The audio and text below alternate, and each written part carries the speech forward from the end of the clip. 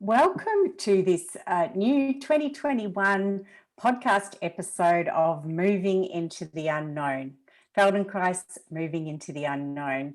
So welcome for this year. We are really happy to be welcoming you back after our successful 6 episodes in 2020. And we have a really enjoyable theme for this year. We're going to explore somatic being, the beingness of what it is to be human and how much movement is involved in life, and life is movement. And we are really honoured today to have a lovely gentleman with us, Kirk Aaltink, and his mum Angie. And we also have Kirk's longtime Feldenkrais practitioner, Kate Tremlett, with us.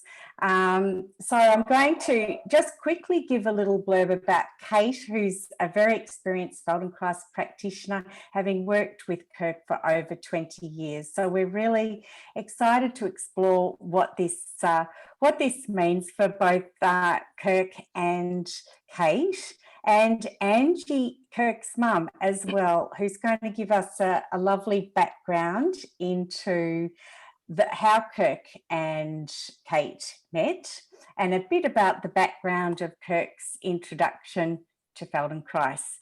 So I'd love to ask you, Angie, just to begin with, how did that happen? What was Kirk's introduction to Feldenkrais? What had Kirk done just before he came into contact with Kate? Kate being a physio who trained in the very first Melbourne Feldenkrais program from 1987. So, Angie, how did Kirk meet Kate? So it's a bit of a story, and that story started in Hobart around about 1989, when Kirk was maybe between 18 months and 2 years old, and I had met a physio who had done some work with a program called Conductive Education in Tongala in Victoria. She was a young girl. She was an intern. She was in her first year, and she said, I did 6 months with these wonderful people, and I think that it would be great for Kirk. Kirk at that time was a state ward, so I had to have permission from Human Services and other government departments to secure funding and to take him out of the state because that program was in Victoria. I was successful with that, and we began our first camping in my dad's trailer in Tongala and doing that program, and it was amazing. At the end of that 6-week period, we were invited to come back because he progressed so well through that program. And so that continued probably until he was 6, transferring to Knox Spastic Centre maybe 2 years after that initial appointment. And it was interesting because conductive education was based on a teaching and learning method founded in Hungary by Andreas Peto, and he felt if you could learn one small thing, you could learn anything. And so he took that thought, and he had done extensive teaching with cerebral palsy children, and in particular children with high tone. And he worked with a group of therapists, and so they developed this thought that you could break down movement. If you could break down movement into small tasks, you could teach a severely disabled child to move. And so we were involved with that. So to give you an example of how that might work, probably when Kirk was around about 4, he had gone through some of the major milestones already, but we were at a place where he was learning to transfer from sitting to standing.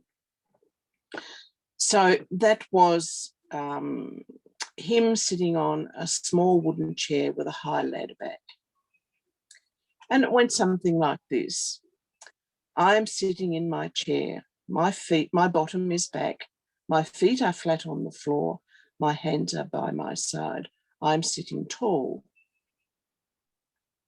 I want to stand. I move my feet. I move my hands. I bring my bottom forward. I push down through my hands and I push myself up, up, up. I am standing tall. And so he did.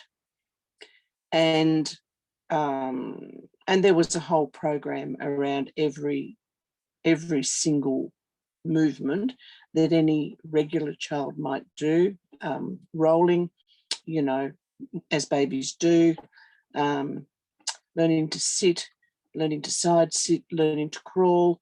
And we went through that whole process until Kirk walked, which was around about 6.5, and he walked with 4-pronged sticks. We continued with that. We were able to secure funding to bring that program to Tasmania, and that was successful. And that parts of those programs still exist today, 30 years down the track, which is a wonderful legacy to be able for us to give those children. We moved to Victoria when Kirk was 12, and I began to look for something. I wasn't sure what, something in the therapy line, but something out there, I suppose, because the conductive education had been so successful. So I wasn't really looking for anything mainstream. And I had remembered an OT that we had used in Hobart. Although she wasn't a Feldenkrais practitioner, she had attended some seminars. Her name was Kerry Ann Brown. And I began to think about her and the way she treated Kirk, and began to think, well, that would be really great. And then we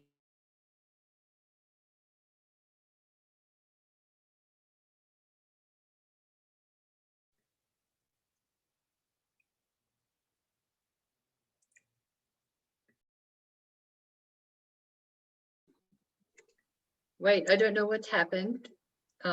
yeah, just jumped around a bit. Probably, yeah. So we found a regular physio, and he pointed me in the direction of Kate. He was working in the same building because he thought that she would be more suited to Kirk than he was. Although he was great, he was a nice guy, but just a regular physio. So Andrew pointed us in Kate's direction, and I guess by this time Kirk was around 13, 14. And so began our Feldy journey with Kate, seeing Kate one week and David Mendes on the second week, and we continued to do that. And we are now 20 years down the track, and it's important to build on every ability that is gained, and I guess that's always been the foundation that my husband and I have had for Kirk, that you gain an ability and then you, of course, work hard to keep that ability. And along the way, we discovered skiing. We were looking for some respite activities for Kirk, and we became involved. We found a group called Able Bodied Management, and at the time they were doing tandem paragliding and tandem canoeing and all-wheel bike activities, summer activities that we were interested in. But when we eventually got to Harrietville, they said, we also ski.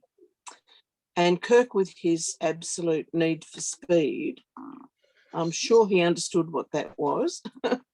And he said, that's me. And that was what we did. We never did those summer activities.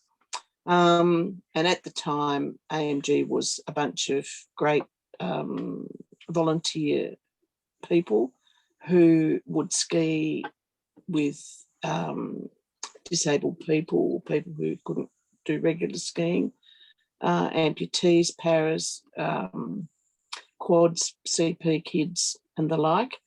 And they would pretty much strap them into a sit ski, take them up the top of the ski run and let them go. Not really. No, with tethers. They worked with tethers.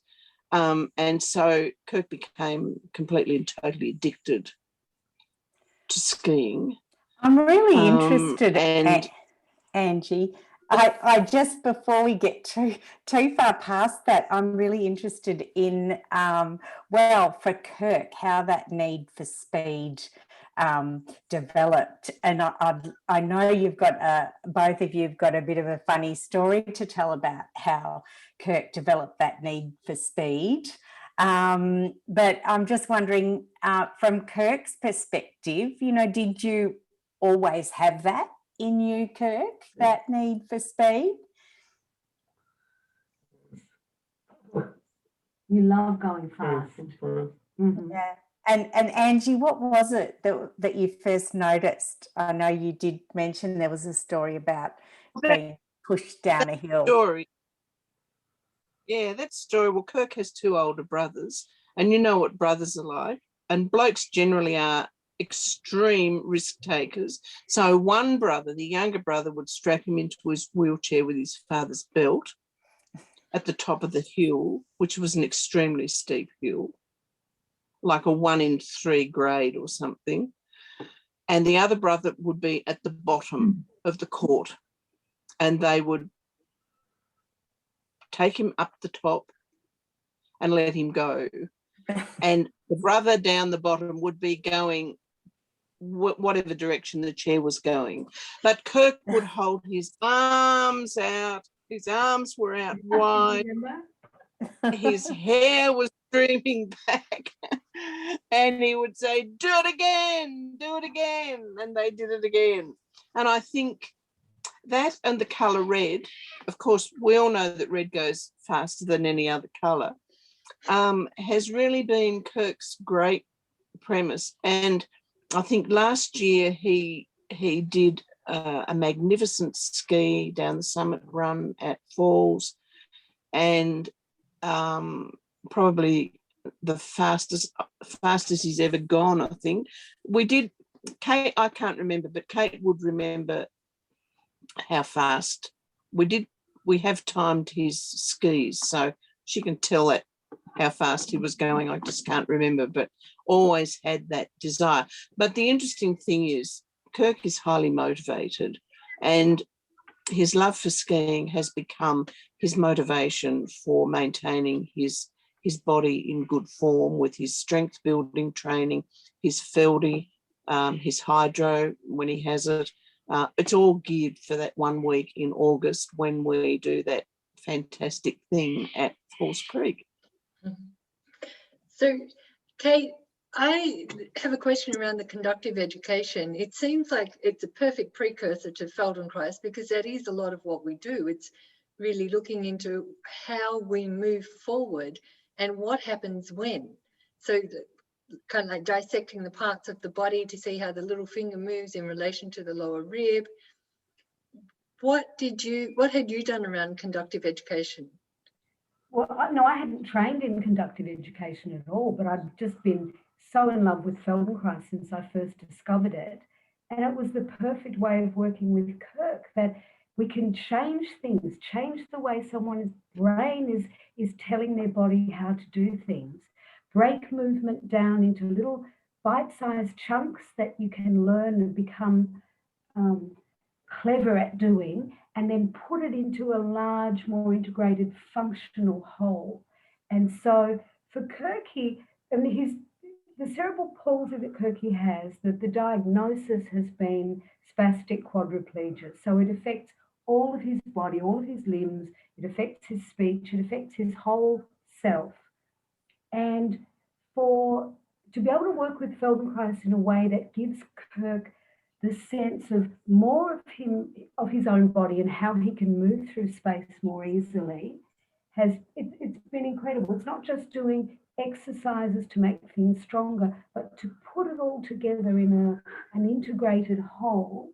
And for any function, like getting out of a chair, like for walking, but certainly for the complexity of skiing, it's just been incredible. If I can paraphrase Feldenkrais' quote, and we all use it so often, the aim is to make the impossible possible and the possible easy and the easy elegant. And for Kirky, many things are impossible.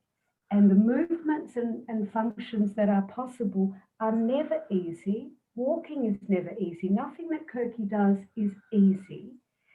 But where Feldenkrais gives us an opportunity to make things easier and to make things more possible and more comfortable. But skiing is the opportunity for him to feel ease and grace and elegance it's true, isn't it? In the speed of skiing that he can't achieve in the field of gravity any other way. And so skiing has really allowed Kirky to move himself into another dimension and to experience himself in such a different way. We're blessed, aren't we, that you've been able to do that. And it's also meant that whenever we're working in Feldenkrais, we do a lot of work to break down skiing into shifting of weight and turning the body and how to make things easier for him. And anything that we do that is going to help his skiing is immediately and acceptable, and he will work like crazy to achieve it. Do you agree with that? Yeah. So is it that sense of fun, Kirk? Is it that sense of fun and enjoyment and novelty that you get with the skiing and with working with Kate? Working up the snow. Working up the snow, yes. No, it's not a holiday saying it's working, but it is hard work, isn't it? Yeah, and even anyone that's been skiing will know just getting your gear on and, doing all the things. There's a lot of fiddle faddle, but it's all worth it for that feeling of speed and of agility. Mm. And just the movement, I know, Kate, you said the movement of the body through space. What sort of progression have you and Kirk had over the 20 years? You must have, I wonder if you want to comment on the progression that you've seen and maybe the different ways that you've worked with Kirk from when he was younger to when he's older, moving. Well, the first time I met Kirk, I had actually been away in Perth doing Ruthie Alon's Bones for Life training, I remembered. And David had seen him. And then when I came back, David said, can you have a look at Kirk and see, maybe you have some other ideas. And so I was full of Ruthie's training and how she uses things for support. And we did a lot of, because Kirk has quite a scoliosis and a kyphosis in his spine. We did a lot of things to try and give him support against the wall so that his system can move more easily. We were focused then, Libby, on a lot of just shifting weight and improving gait and improving general range of movement in all of his joints and simple functions. But then when Kirk started skiing, and he began first of all in a sit ski, which was fabulous, but quite restrained as well, constrained, so that he's not doing a lot. He's doing a little bit of shifting of body weight. And there's a whole story about how Kirk was able to stand on a ski slider. It's called a snow slider, so that he was able to stand upright with skis on. The frame itself has skis.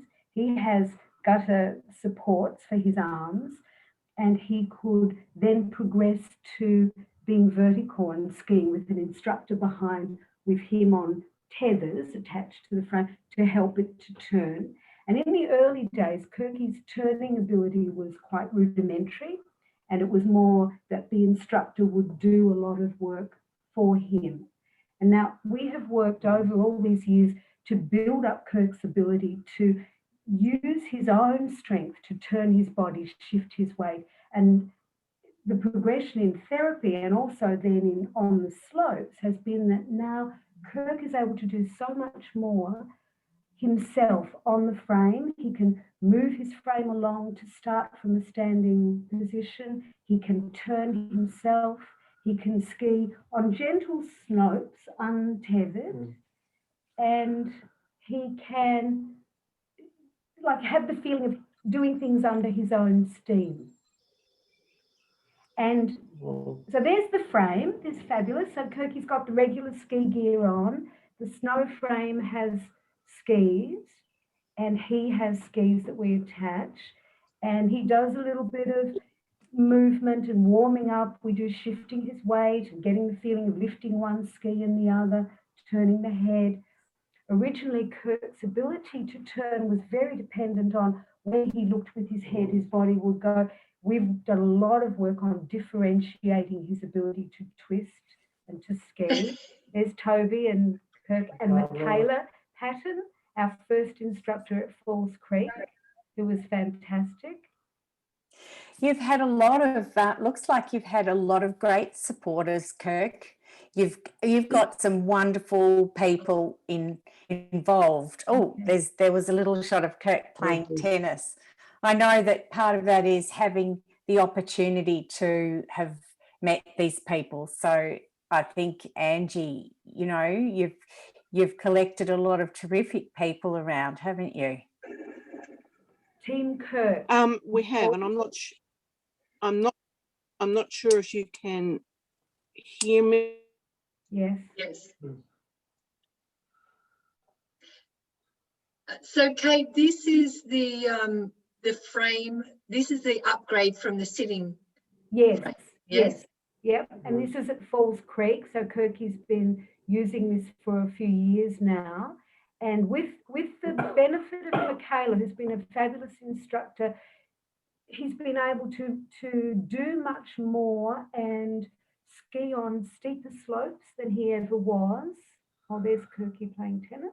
Oh, so there we are. There's a bit of therapy that we do on land. So this was the one I was looking for with the tethers. Yes.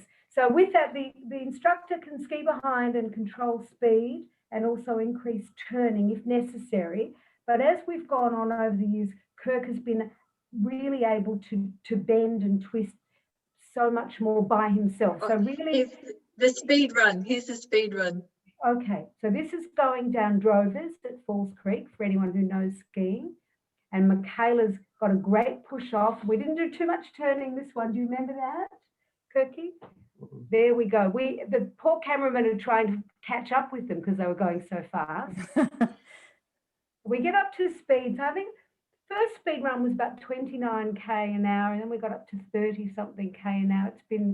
It's probably a world record on snow sliding frames. We can't find anywhere else in the world that they've timed a speed run. So I think Kirky's actually the world record holder. I was just about to say, Kate, that this is called adaptive skiing. Is that right? Yes, so that instructors are trained in helping people that have disabilities or different abilities. There are instructors that work with blind people or paraplegics, all sorts of ranges of abilities, and they're specially trained to be able to allow them to ski to the best of their ability. So we're very fortunate to have Michaela, and the last year we went, Charlie, who's the head of adaptive ski program at Falls Creek, Charlie Evans, and again, his level of sensing what someone is able to do and taking them a little bit further, just in a very Feldenkrais kind of way. What can they do easily? And then how can we expand and extend that has been incredible. And Kirk ended up going up the summit chair at Falls and skiing down the village run. For anyone who's familiar with that, it's not an easy run. It's fast, and Kirky was able to do that. So it's been incredible.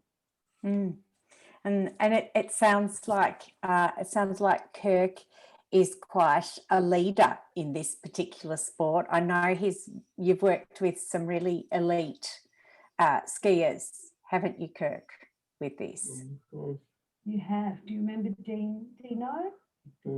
Dean Shepard. Angie, you might like to just say a word about Dino. You're muted. Oh.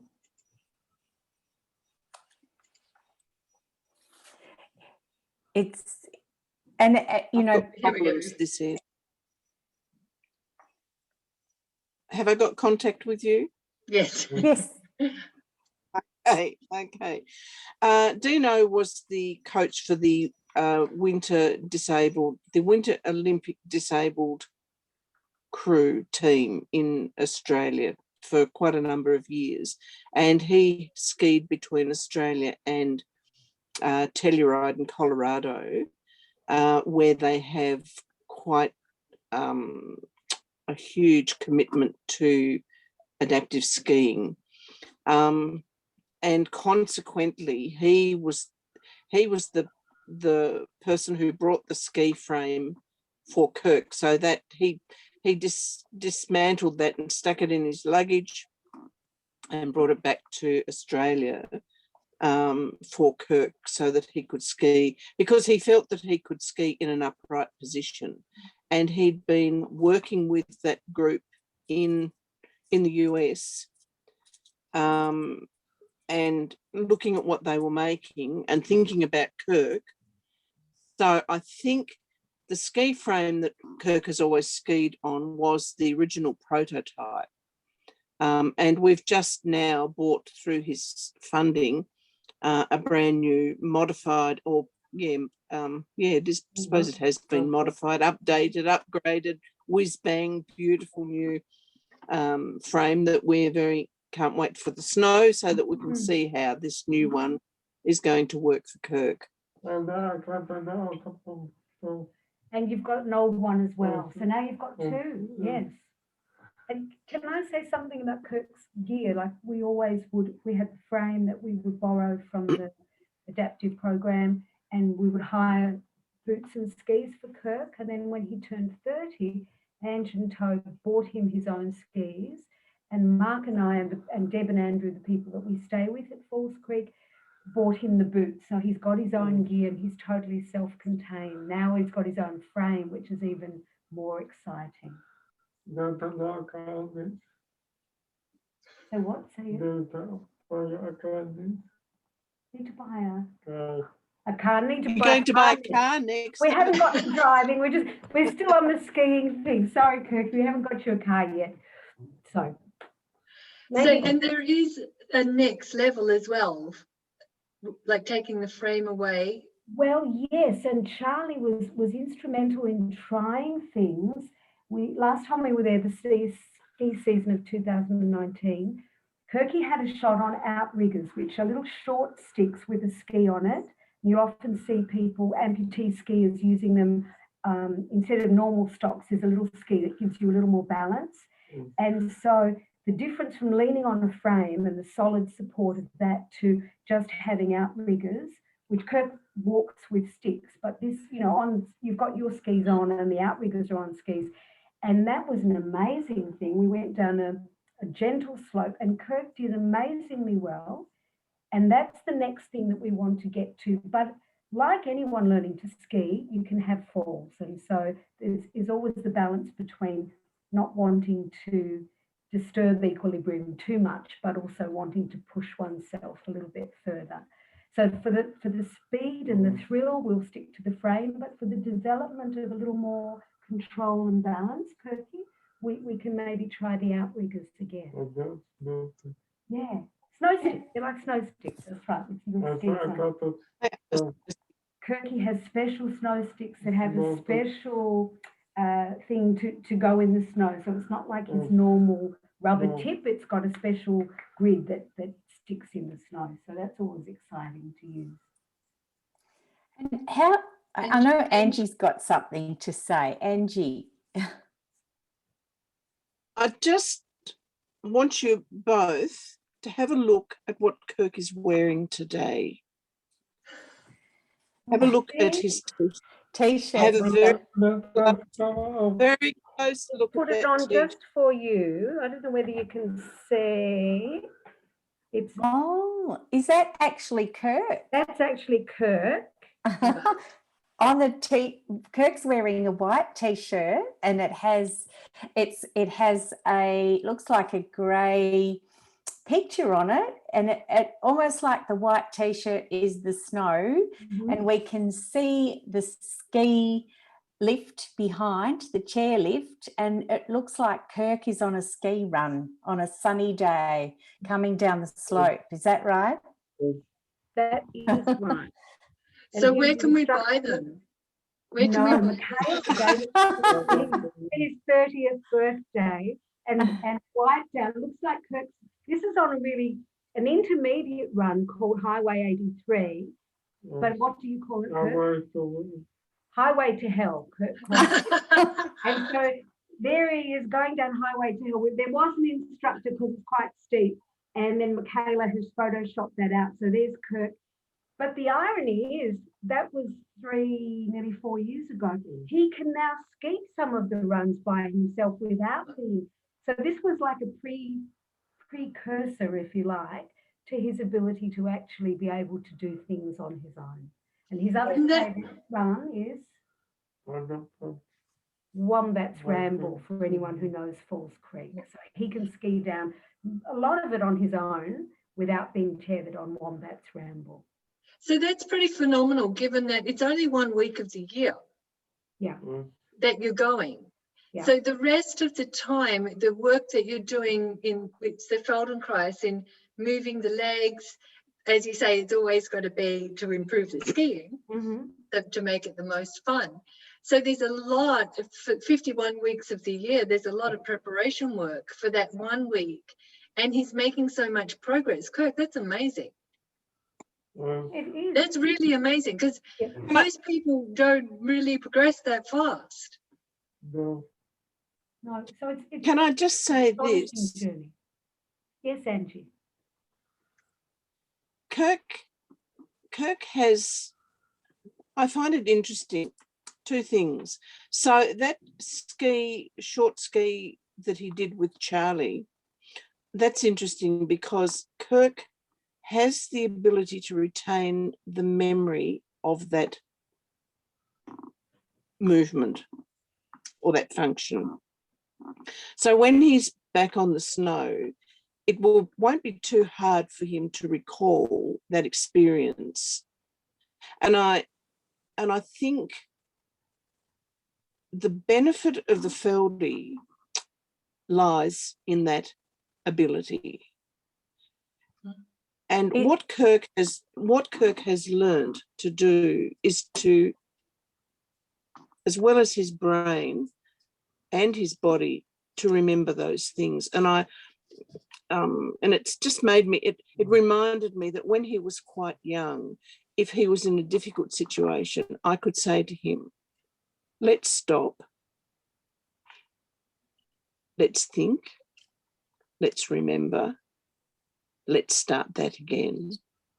And because he had learnt that process, he could do that. He could make his body soft. We could talk through that if he was experiencing some high spasticity, and we could talk through that and say, let's make your body soft. Let's remember. Let's try to do that again. And he's never lost that capacity. And I think of all of the things that he's ever done in his whole life, Feldie has given him control over his body. I think about when he learned to walk, and it was step, stop, step, stop, step, stop. With each stop, he was able to remember what he needed to do in order to execute that next step. So, you break that down, and coming back to the conductive education, I stand tall. I get my body ready to move. I lift my leg. I push my leg forward. I put my foot down. I take my weight through my foot, I lift my other leg. And it's the same thing, learning and teaching the brain to remember.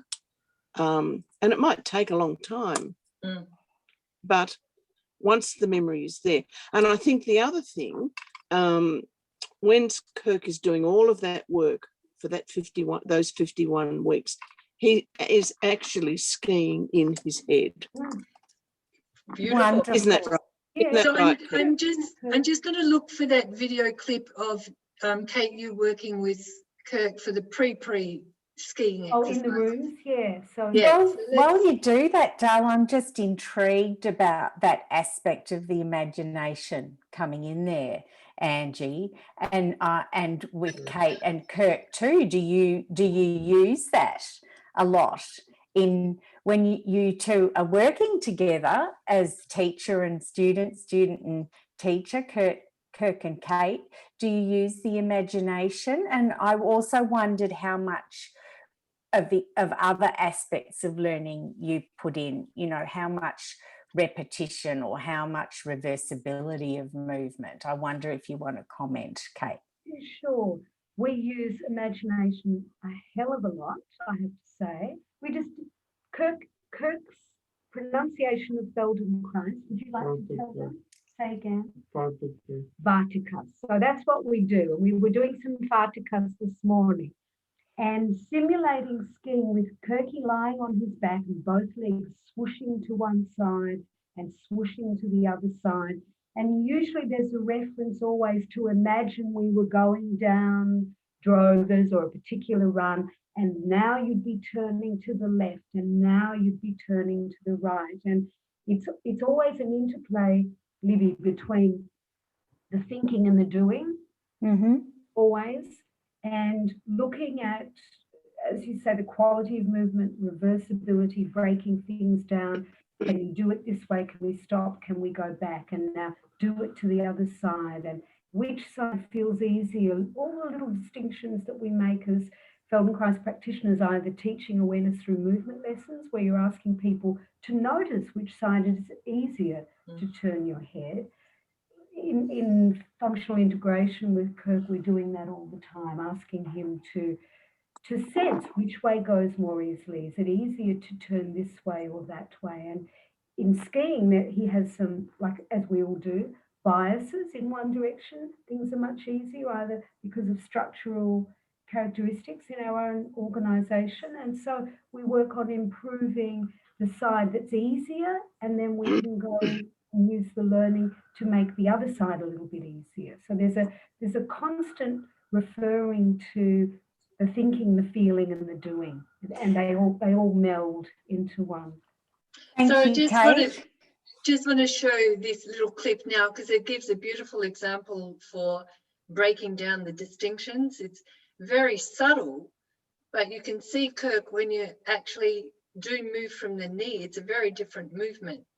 So this is 2 minutes and 23 seconds. And I think it's well worth looking to give people a taste of what you're talking about there.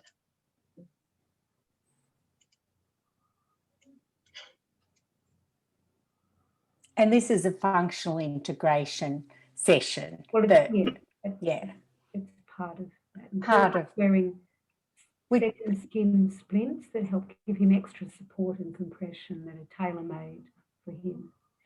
Yeah, I was going to say the functional integration, some people might not be familiar with, is a one-on-one way that Kate's working with Kirk. An individual hands-on session. Yeah. So can you actually hear the video? Not yet. It's not playing on my screen. No, it's stationary. We have his tongue out, if that's any help. We've got picture but no audio with that. So Kate can commentate if you like, or is it playing? Yeah, from my end it's playing. Is it? Okay, it's not playing for me, but Kirky we're doing some exercises. Yeah, the issue for me. To lift one foot and to feel the difference when you lift the foot and the back of the knee stays on. We've got an egg ball supporting him underneath. Or as Kirk's pattern is much easier for him to lift the whole leg, to flex at the knee and the hip. But for skiing, especially, we wanted to change the way that his quadriceps muscles are able to work, and for him to feel the difference between lifting the foot from the knee, with the back of the knee staying on the roller, or lifting the whole leg, which is working more from the hip. And so we'll do little movements one way and another way to try and change what's happening. And now we're doing, that's it. So you do, this is at Sunbury where I've been seeing Kirk. And he's lifting both legs, and we get a lot of strength through his abdominal area as well.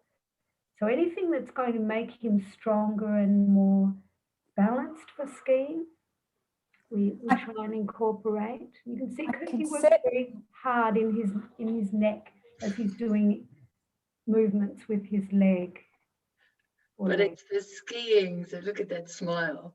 Yes, I can see the simulation in those movements. So you're sort of approximating all those functional movements that Kirk would need to have. Yes, yeah. And again, breaking things down into small little chunks that he can do this bit and then that bit, and how can we put it all together? And what I see the smile on Kirk's face. What's the delight when that all does come together, Kirk? How does that feel? Awesome. Yeah. Kirk works so hard in anything that he's asked to do. His diligence is just beyond belief sometimes. But the rewards are there to be had, and we just, everyone who's involved in Team Kirk is so thrilled and excited to be able to see what he's able to do and how much he enjoys doing it. So would you mind saying a little bit more about Team Kirk? Team Kirk is the group of people, so it's Kirk and I, and there's the therapy side of things. My partner Mark, who tends to be the videographer when we go to the snow, Angie and Toby, of course, and Deb and Andrew, who come and we stay in their flat at Falls Creek, so we're very grateful to be able to have that. And Brad and Annie, who Brad is Deb's brother. Team Kirk were planning and had been for 2 years to go skiing in Colorado, and we would have been there in March last year, and then COVID struck, so that was the end of that. So we had Team Kirk, we had Team Kirk vests that we were all going to wear, and unfortunately that didn't happen. We consoled ourselves with the fact that at least we'll be able to ski at Falls Creek, and then that didn't happen. So 2020 was a bit of a write-off, but there's this whole support group around Kirk that will ski with him. He needs help getting onto the chairlift. You need a couple of people, the instructor and someone else. There's a lot of extra things. Angie is the chef when we stay there. She cooks for everyone. There's a lot of hands that help Kirky actually make it onto the snow. So what about things like getting onto, sorry, Ange? Without that commitment, it would be impossible. Without the commitment of the 8 people who do that year after year after year, who give up their week, their professions, their income, you couldn't count the thousands that would cost, and none of us ever do that. But we do it for Kirk, to have that thrill, to have that smile, to have that experience. And this year I'm hoping to introduce his personal trainer, who also, well, he's a snowboarder, but he understands the physical mechanics. I'm hoping to introduce him to the team this year because Toby and I are in our 70s. They're old. Everybody's getting older,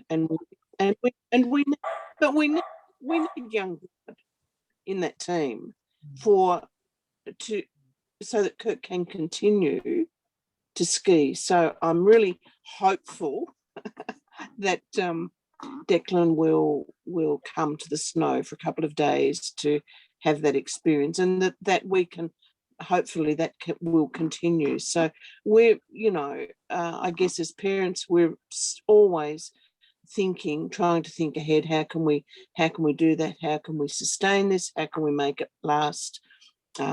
What happens when we all get, Team Kirk is all too old to allow him to continue to do that? And it's important. So that's another part of this wonderful challenge for us. Libby, you're muted. It sounds like over this whole time, Angie, you've been the most amazing advocate for Team Kirk, or this little community that you've managed to get together. And I guess that says a lot about Kirk as a person, because to have everybody involved, there must be a two-way thing happening here, like the enjoyment that people get out of working together and playing together. It must be a two-way thing, I imagine, for both you, Angie, and your commitment, but also Kate, as well as Kirk's drive himself. Yeah, I think, what do I think? Toby and I have always done that. Kirk had a very uncertain social situation. We fostered him as an 8-month-old baby, and we made a commitment to a government department that we would continue to do that until he was 18. And we have honoured that commitment. And when he turned 18, we asked him what would he like to do for his birthday. And for him, it was very simple: change my name. Right. And that was very profound for him, but also very profound for us. And whatever we have done for Kirk in his life, we have tried to do in such a way that other children or other families will benefit from that, because we were in a situation where he was always funded. There was always funding. There was always government funding. And we felt a huge responsibility about that funding, and always wanted to use it in the best way possible. And so whatever we have done in such a way that others could benefit from that experience, or that program, or that this or that, or whatever that thing may have been. So, but he is a product of his environment, of his upbringing, and we have made him the way that he is. I guess we have been that example, but he has also been an amazing example to us. And I think the really unique thing about him is, because he has such a huge commitment to himself and is so hugely motivated, people always cross that professional or emotional line and give completely to him. But for him, that's the tick of approval. He acknowledges that commitment by working all the harder for himself. So it's a beautiful example of how life can work. And having that intention, I think, must be intrinsic in Kirk. But over time, 20 years and longer for Angie, working with Kirk, 20 years, Kate.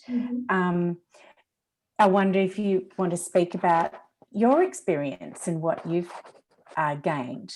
Well, Kirky has such spirit and such, as Angie says, such determination. And it's a pleasure when you work with someone that wants to learn, that wants to get better, that tries really hard, that will do what you ask, even if it's not easy. It is a two-way street, Libby. You're absolutely right, because you give and you get. Kirk is a great giver. He's got a wicked sense of humour. Maybe that makes it a little bit easier. I've been hanging around for 20 years hearing all his jokes, but he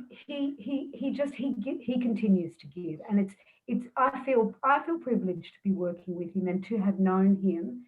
And for Kirk is my client, but he's my friend as well, and it's like he's part of our family. So I'm privileged, and Kirk has just, well, he's matured and he's learned and he's changed over the time that I've known him. He's gone from a boy to a man, and to be part of his journey and to be able to facilitate anything that I can to help him to achieve the things that he wants to. You know, it's a pleasure. It's a real pleasure to do that. And I think it's also rare, because very few people do take on what you're talking about, you know, taking on the suggestions and have the determination and the drive and the want to actually progress quickly. Yeah. So, like, I come back to 1 week of the year is for, like, 51 weeks of the year are in preparation for 1 week. And so the transition from the ski chair to the sticks, the tethers, and now to these little poles, it's like, that's pretty profound over that length of time. How does the transition happen? Do you, like, have him sit in the chair and then go to the standing in that 1 week? Or do you just, like... The sit ski was, Dale, was years ago, wasn't it, Angie? It was actually, I didn't see him skiing in a sit ski. That was at Mount Hotham. And then Shepard, Dean decided that he would be, and it's actually, he skis so much better standing up than in the sit ski. It was much more passive experience for him. And so Sorry. No, 2007, and I think there is some footage of that on YouTube. That 2007 or 2008, that ski. And so he was 16 when he started, and he probably was in the sit ski for maybe 3 or 4 years. And I think that's still floating around somewhere if someone wants to have a look. And you looking at that and then understanding where he is now, it's amazing. But, you know, we also owe a great debt of gratitude to Michaela Patton and Charlie Evans, who have worked with him and continued that journey of how can he do more? How can he tackle harder runs? What does he need to learn and to feel and to be able to do in his body? How can we extend his abilities and his doing? And they've been brave and strong enough to take him to places I wouldn't have dreamt of. Kirky, it's true. Charlie took him through a race course, so they did a slalom course, you know, like some extraordinary things. And so the doing and the invitation to do has also become intertwined. You know that there's something you're able to do, but then there's something else that, let's give it a try and see if you can be bold enough to try it. And both of those instructors have been with Kirk, that has pushed him beyond what I thought he was capable of doing. So the team effort is so much more than just the logistics. It's the whole spirit of the team. Absolutely. It's kind of like there's an extension of who Kirk is. We've got somebody that wants to play, that's willing to explore. Let's see where we can go. And then there still would be all of the safety aspects that need to be managed. And hello. There's Toby. Hi, Toby. Yeah, so Kirk's dad is in the frame. It just sounds like the whole journey. Welcome, Toby. A journey of really a fantastic journey of discovery of yourself, Kirk, and of the parts of yourself that perhaps you might not have ever thought might be able to work together, because skiing is such a complex activity. Many people never have the opportunity and never give it a try. But to have the opportunity, thanks to Toby and Angie, and then to Kate and all those other people in the team with the expertise who've helped to perhaps help Kirk, for you to identify your own potential and to be able to grow your potential, I think. Yeah. The true inspiration, Kirk. Really inspiring. Really inspiring. I feel a book coming on. Or maybe a movie, Ange. Why stop? Yeah, documentary. Yeah. Kirk could play himself in the movie. Absolutely. Yeah. Yes. Absolutely. Maybe. Okay, well, we've been chatting for an hour.